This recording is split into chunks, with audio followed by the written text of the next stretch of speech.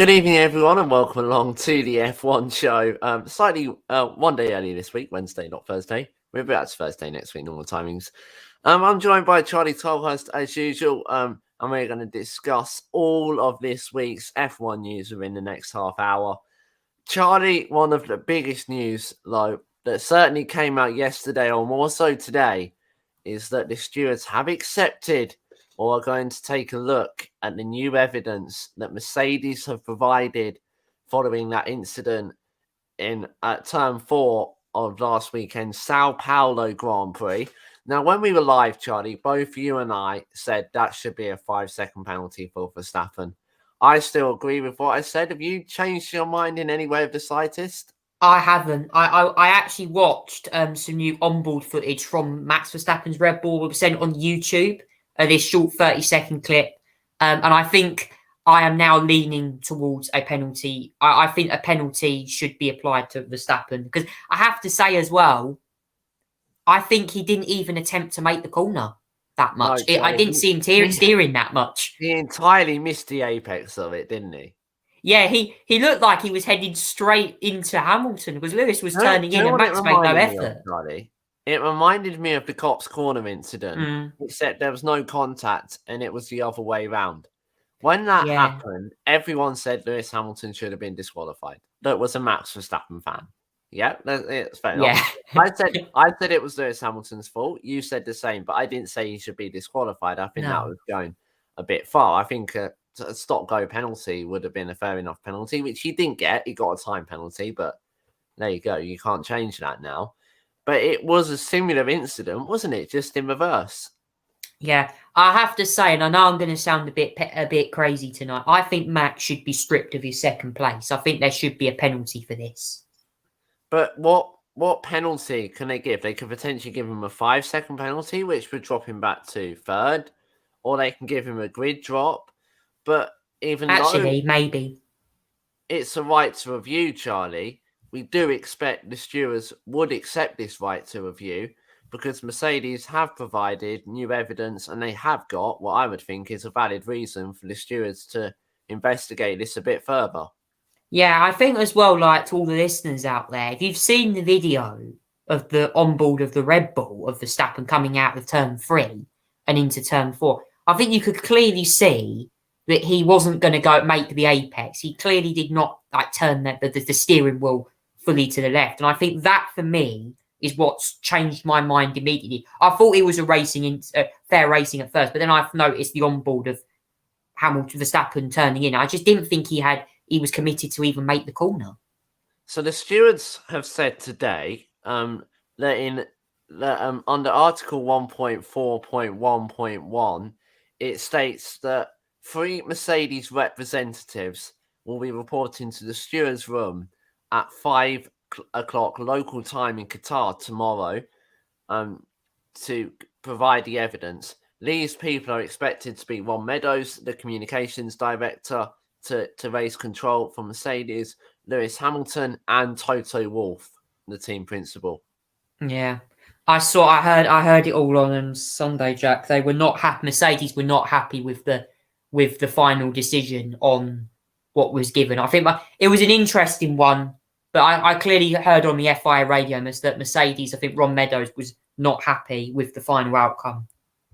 But the thing is, Charlie, the question is, would the penalty that, the stewards can accept the right to review, would they be able to review it and imply the penalty by Qatar on Sunday? That is a different question. When will that, if Verstappen does get a penalty, which we expect he will, it might not come into force until Saudi Arabia, which is obviously a street track, harder for overtaking. I think as well, if they were to penalise him this late, it would be a grid drop. I wouldn't have thought they'd penalise him for the result from another race. Within this week, if they decided it within this week, they could probably strip him of his second place. I think if they go past the Qatar Grand Prix, I think it would have to be a grid drop. Yeah, like a 3-place grid penalty or something like that. There is also the potentially that they could decide it before this weekend, and they could still decide to give him the grid drop. If they do, then surely it's a Mercedes 1-2 incoming. Yeah, well, you look at what Lance Stroll's accident in and Valtteri Bottas's accident in Hungary, and I think they both got grid drops for the following race in Spa. I But think it obviously, was. that was a bit different. I think Valtteri Bottas's Mercedes was very much out of control in that incident. Yeah, that one was that one though was clearly Bottas's fault. I think Verstappen's one will it be less lenient? Will it be more strict? We just don't know yet. Thing is, Lewis did leave him more than a car's width. He left him a car's and a half width. He had more than Yeah. enough room. He didn't leave Hamilton any room on the exit of that I corner. saw the onboard as well. He was going straight for he was running straight for the edge of the track. The thing is, Charlie, Verstappen ran wide himself, so there's no way he's left a car's width, is there? No. Between him and the white line. I thought that honestly were going to come together. That was my impression. I thought they were going to crash again. And I always the rule states a car's width, Charlie, but I always say a car's width and a bit, because if you leave a car's width, you're going to crash. Yeah, I think Max. I think this move from Max for me.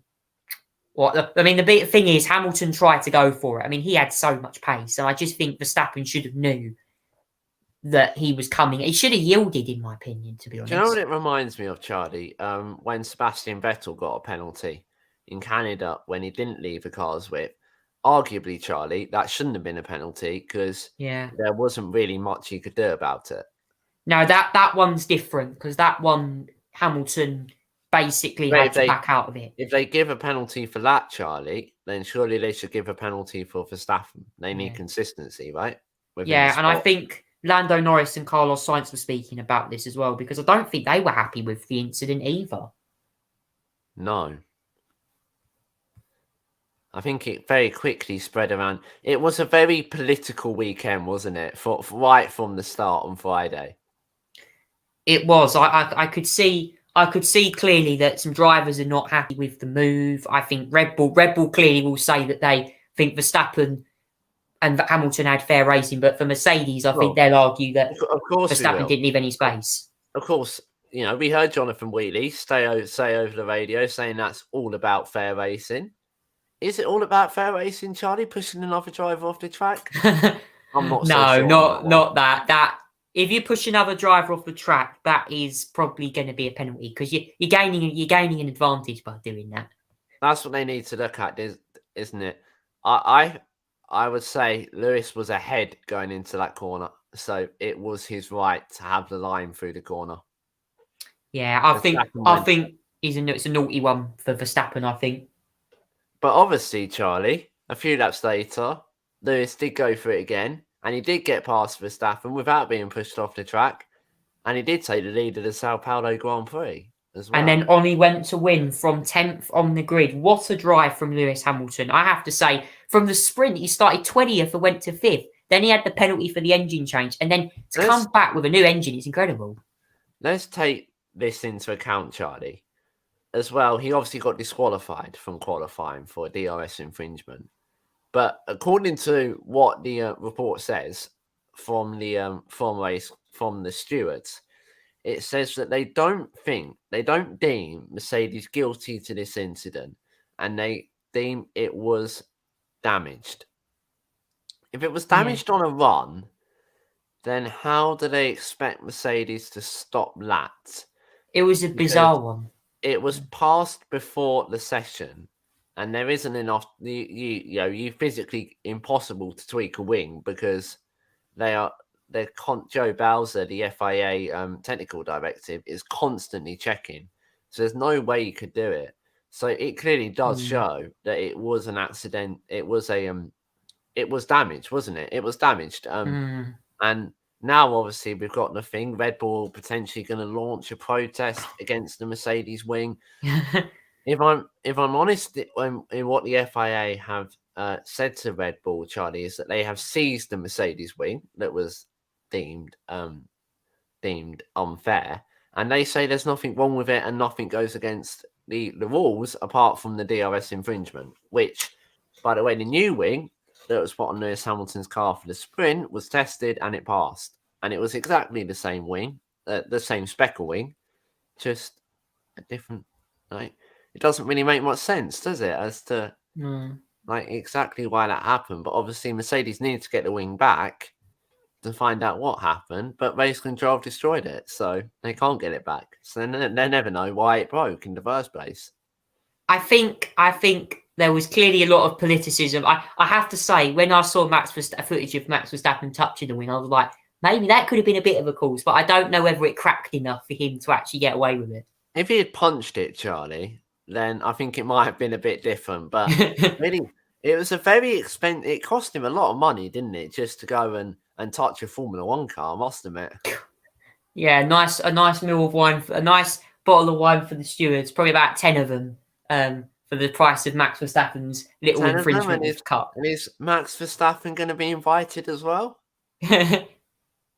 He'll invite himself for public service, I reckon, if he does that again. Maybe just to spice it up a bit, they could invite Lewis Hamilton along, and Max Verstappen would have to pay for Lewis Hamilton's dinner. I don't think he'd be very impressed with that one. No, he'd have to pay for one of them. He'd have to pay the money either way. Yeah, but obviously, Charlie, what the silly thing is, he probably earns that in a day. Yeah. You know, these F1 drivers, they're on ridiculous sums of money. And yeah. It's a hot topic, isn't it, salary in Formula One?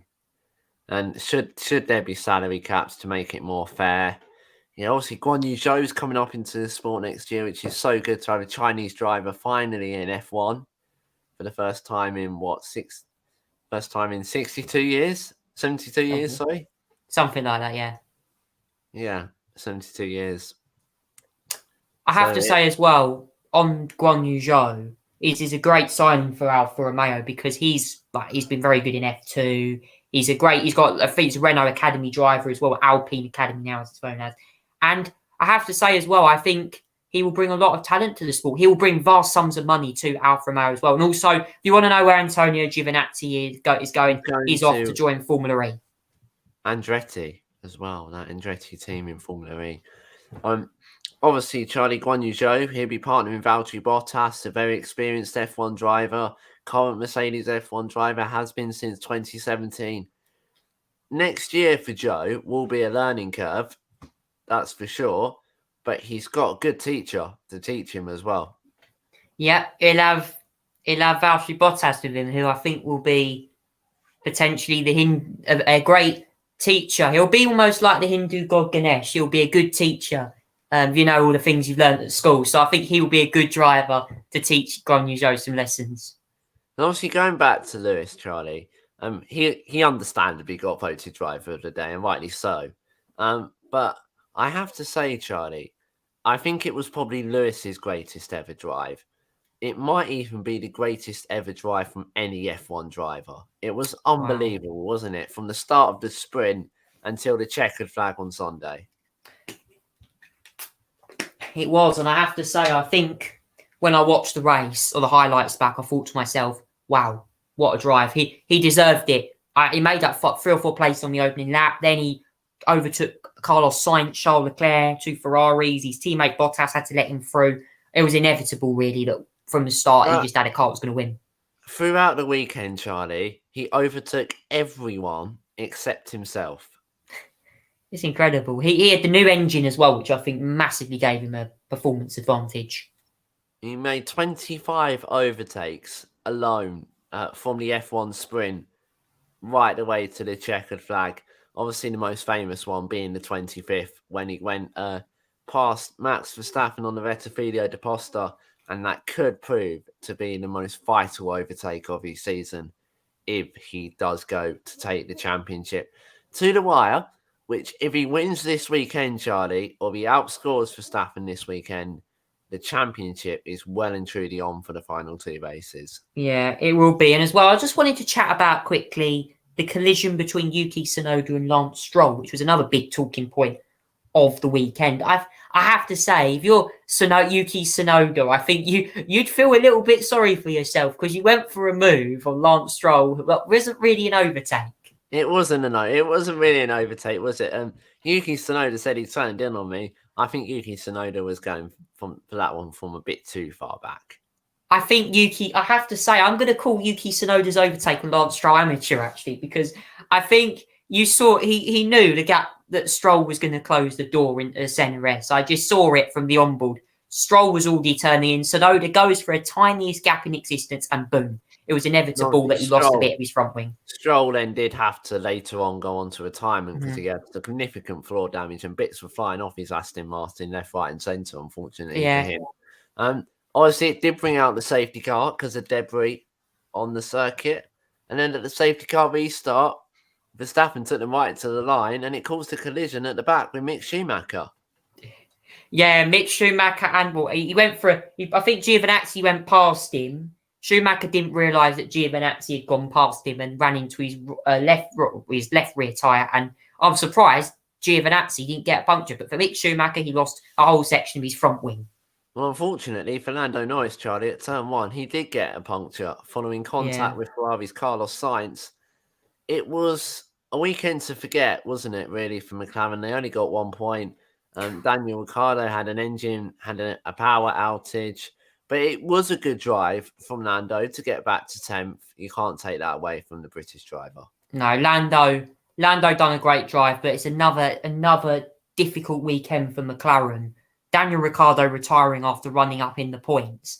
I don't know what's happened the last few races, Jack. Their pace has not been. They've been off pace. Obviously, Ferrari have upped their game and they are scoring well.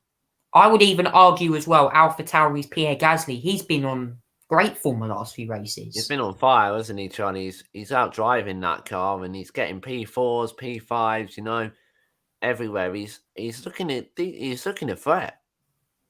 He is, and that's the issue in McLaren at the moment. They are not beating him. Ferrari are beating them. Ferrari are close to Pierre Gasly as well. This is really interesting, the battle in the midfield at the moment. Aston Martin, Charlie, where do you think a respective for them is? I've always thought they've always been on the cusp of getting to Q3, haven't they? They've had the 1 or 2 good results at Baku and then obviously Hungary, but they did get disqualified from that one, unfortunately. So it's a bit of on their day they can have a really good car when it's in the window. When it's not in the window, they're lucky if they get to Q3. They've been struggling, I think, with pace, Jack. I mean, it's a shame because last year they were. You'd argue maybe a Mercedes copycat was going to be one of the fastest on the grid. But yeah, I think that this year they've obviously gone with a new car. They've gone with a new look for it. I just think the aerodynamic regulations this year, the technical regs, have caught them out. I've caught them out a bit. Well, they went and truly have. But obviously new technical regulations, new cars, new aerodynamics coming next year. Could be a chance for these smaller teams to make gains on the bigger teams, on the works teams. Yeah, I think another team, Williams, they've had such a off view. I mean, since 2018, they've been struggling to get. They've had a better season though, haven't they? Mind you, I would say this is their best yet. I think for a long time.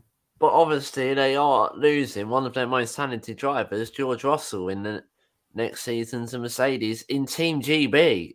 As it was labelled by Silverstone when it was announced that Russell is going to Mercedes.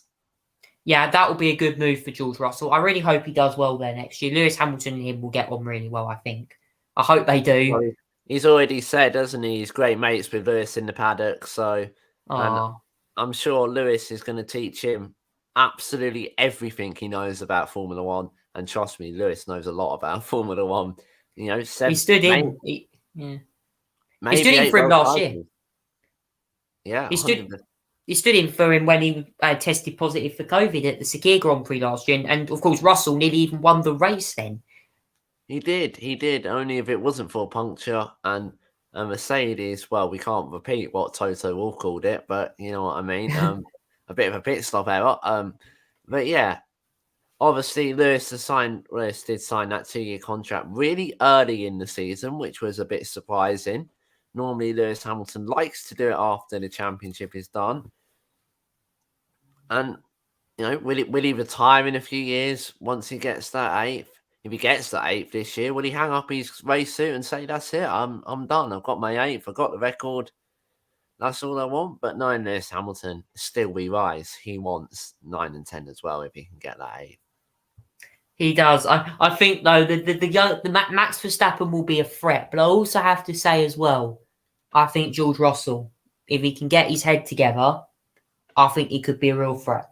Well, Sergio Perez as well, Charlie. And him. If he can rack up a few good results, he's been quick.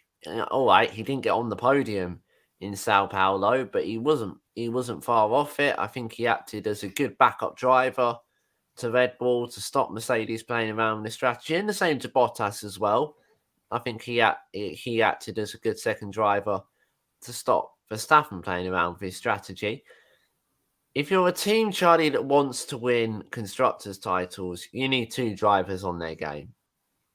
You do. I think with Red Bull, though, they've got more consistency with Verstappen and Perez. They're getting like more consistent results. Valtteri Bottas did have an awful outing the previous meeting before Brazil. And that, for me, I think squandered Mercedes' title ambitions a little bit. Well, they are still leading the Constructors' Championship. They're the Hunters, though, in the Drivers' Championship with Lewis Hamilton. Valtteri Bottas is, of course, well out of the equation, unfortunately for him at this point. It is only Lewis Hamilton and Max Verstappen that can win the World Championship mathematically. So it will go down to the wire, I'm sure of it. It will go down to Abu Dhabi. We've got a new bank track. But interestingly, Charlie, we go into Saudi Arabia in 2 weeks' time. Slightly concerningly, they're still building the pit building, and that track doesn't look ready to go racing yet. That's a bizarre one because I've driven the track on the game as well. I raced on it the other day, and I have to say, hopefully if this gets built, it's one hell of a track. It's very fast for a street circuit. It's extremely fast. Now, I've getting the questions. What's the backup option if we couldn't go to Saudi Arabia? And to be honest, there isn't really one if we couldn't go. Sakhir, we could potentially go there because we can use the Bahrain outer. That's quite easy to use again. But there isn't, other than Bahrain, there isn't really another option if we can't go to Saudi Arabia.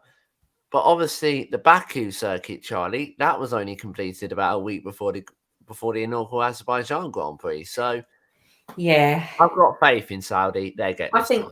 I think they'll do this. I mean, if they didn't, for example, I could see maybe potentially a double header at Abu Dhabi being possible, but I think they'll get the track done in Jeddah, to be honest. Well, obviously got a new track at Abu Dhabi this year. And interestingly, I saw a meme on Twitter that was it was Lewis Hamilton and Max Verstappen, Charlie, sitting last year at the drivers' press conference together, and they both said it needed a bank corner. What have we got this year? A bank corner. They listen, Charlie. They listen to the two that know best in Formula One. They did, and I have to say, I've actually watched a lap on, I think, Archie Hamilton's YouTube channel, or some YouTube channel gave me a lap of the circuit. And I have to say, it actually looks quite fun, the new layout, the new improved layout. It looks quite cool, actually. It does. And if you haven't watched Lewis Hamilton's brother, Nick Hamilton, his reaction to Lewis winning or taking the lead at the Brazil Grand Prix, you have to watch it. It's the best reaction I've seen, Charlie. But obviously, the wedding reaction as well, where the bride and groom got told Lewis Hamilton had won, just as they were about to put their rings on, was also a good reaction as well. At least Formula One has a great fan base with people watching. It's just amazing. I like it. I mean, I'm sure the British Grand Prix, we had hundreds of thousands of fans watching big screens at Silverstone of that Hamilton and Verstappen part. If Hamilton made it stick, I think they'd have all been cheering. I think they would have been, Charlie. And all the fans on the home straight in Sao Paulo were singing Sempre, Sempre, Senna Sempre. Obviously, Lewis had the Senna tribute helmet on, as he does every year for Brazil, and such a lovely tribute that weekend. And I think, Charlie, he might have just given Ayrton Senna a beaming smile on his face. It would as well, 30 years ago as well, since Senna won that race in 91 in Brazil. He's stuck in fifth gear for most of it, with Ricardo Patrese bearing down in the Williams. So, yeah, I think Lewis Hamilton has given Ayrton Senna probably the best present ever. A win 30 years ago since he actually won his home race. Lewis Hamilton winning in Brazil. I think that was something special for him. It was. And we're now going to turn away from F1 because just as the F1 season finishes, Charlie, the FE season just gets going. That starts in January, middle of January, in Diriyah, as usual, with rounds 1 and 2. Yes, some driver changes actually. Lucas Di Grassi's at Venturi, because Audi have pulled out. Also as well, Maxi Gunter's joined Nissan, partnering Sebastian Buemi, and also our Andretti Avalanche have Jake Dennis going there as well. So from BMW, who are now only doing engines. So yeah, some good driver lineups actually, I have to say. Rocket Venturi Racing is just now Venturi Racing. Yeah, and I think the team principal of that is Susie Wolf, actually, who's Toto Wolff's husband, I think. I'm not entirely sure. He is, Charlie, and Toto Wolff even goes to a few of the FE events, doesn't he, when he's not on F1 duty. So yeah, the Wolff family, maybe just say, and their little kids as well, because they do have a couple of children. They are quite often present in the Formula E and the Formula One paddock, unless there's a weekend clash, which there isn't too often, because they do try to avoid clashing Formula E and Formula One. But obviously, on the odd occasion, they do come together on the same weekend. They do, and I think as well, I've got faith. Formula E is actually a great event to watch. I loved watching some of the racing last year, and I have to say, my favourite one was probably the London round. They were all racing through Docklands. It was a great race, actually. Really enjoyed watching that. And we've got about 2.5 minutes left, so we will talk about the London Grand Prix. Charlie has come back up again as a partner to Silverstone. They wouldn't get rid of Silverstone, but they would do a double header in England. And it has come to Sadiq Khan's mind, Charlie, that he has proposed the plans for a London Grand Prix around the Dockland and Excel Exhibition Centre area. Interesting. That's an interesting choice to put the circuit. I mean, you can't really put it on a Formula E. I mean, it's going to have to be reworked somehow. But I think for a London Grand Prix, I think that would be amazing to get Formula One racing in the capital. And you'd have to look at how the transport system could cope with it, how the roads would cope with it. You know, there's a lot of logistics to look at it. I wouldn't say it's happening for at least another 5 years yet. And it's probably a little while. It would be in addition to Silverstone. They wouldn't remove Silverstone. Silverstone would still be there, so it'd have the British Grand Prix and the London Grand Prix. They'll probably be back to back. Next year we've got a 23 race calendar. The year after 2023, we're potentially looking at up to a 25 race calendar, with China and Qatar returning on a full-time basis at the Seoul International Circuit and the Shanghai International Circuit, and more other tracks coming along as well, Charlie. 25 races possibly for 2023. I'd tell you what, if I was travelling around there, I'd be sweating probably after about 3 or 4 of them. It is going to be a long haul. If you watch Diary of a Wimpy Kid, The Long Haul, I think that best describes what this 25 race season will be. Trust me, it's going to be very frantic for travelling, the haulage. It is. It's going to be frantic. Obviously, that is only proposed for 2023. We've got a 23 round calendar for 2022. That's going to be frenetic as well, right from the off. New cars, absolutely everything. Obviously, we head to the final showdown. That's it for the F1 show this week. But Charlie and I will be back on Sunday at 1:35 for the first part of the final showdown, the inaugural Qatar Grand Prix.